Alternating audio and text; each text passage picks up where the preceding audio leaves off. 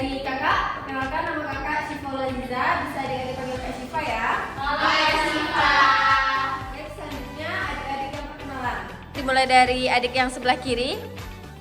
Perkenalkan, nama saya Nisna Maredin, bisa dipanggil Yesa, Kak.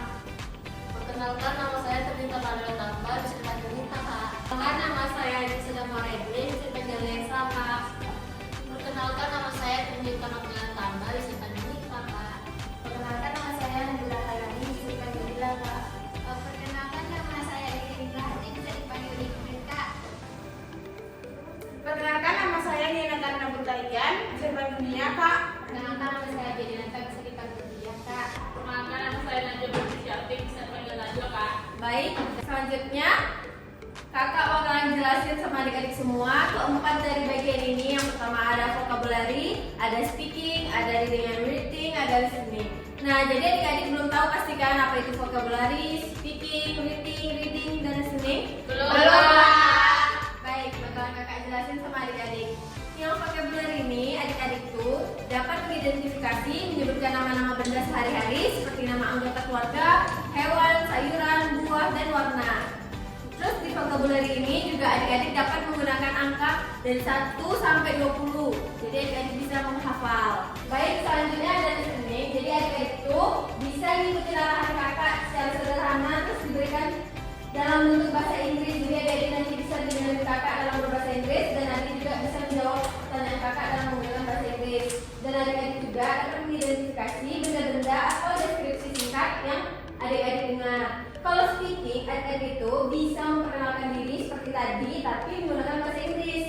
Dan juga adik-adik juga bisa merespon pertanyaan kakak seperti what is your name, what is color, gitu. Selanjutnya ada reading and writing.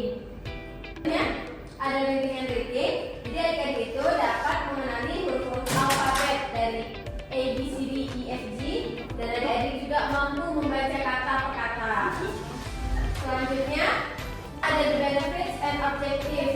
Jadi di pelatihan bahasa Inggris kali ini ada 3 manfaatnya.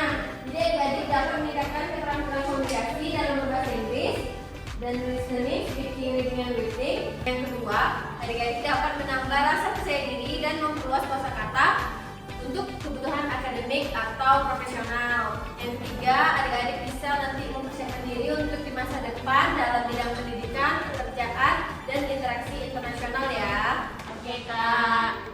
Nah, selanjutnya ini ada fun learning. Fun learning ini adik-adik tuh pembelajarannya tuh nggak buat adik-adik bosan atau boring. Jadi di sini nih belajarnya tuh melalui ada song chants. Song itu lagu dan nyanyian itu. Terus ada role play juga kayak bermain peran atau dialog. Terus ada arts and craft, itu kegiatan kreatif seperti buat kerajinan. Selanjutnya ada storytelling, nanti kita bercerita. Terus ada juga games permainan edukatif.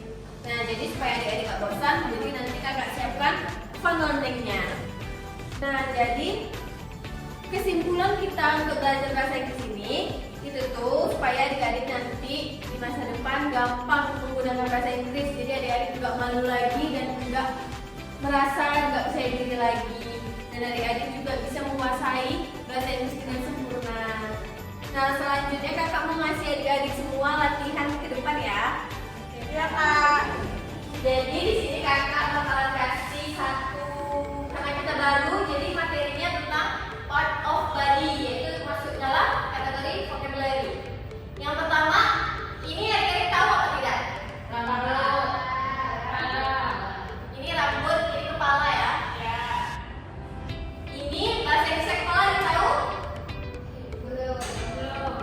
Bahasa Inggrisnya kepala itu hair. Bahasa Inggris kepalanya, bahasa Inggris rambut hair. Kalau mata eye. Kalau telinga ear. Kalau hidung nose. Kalau gigi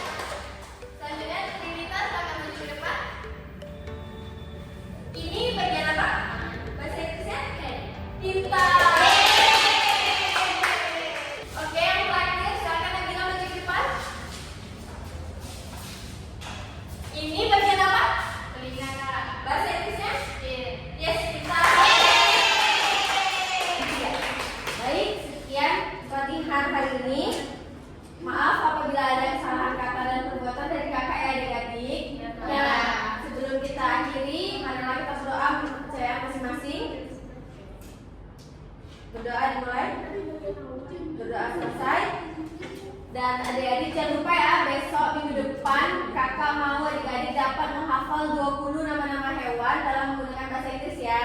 Ya.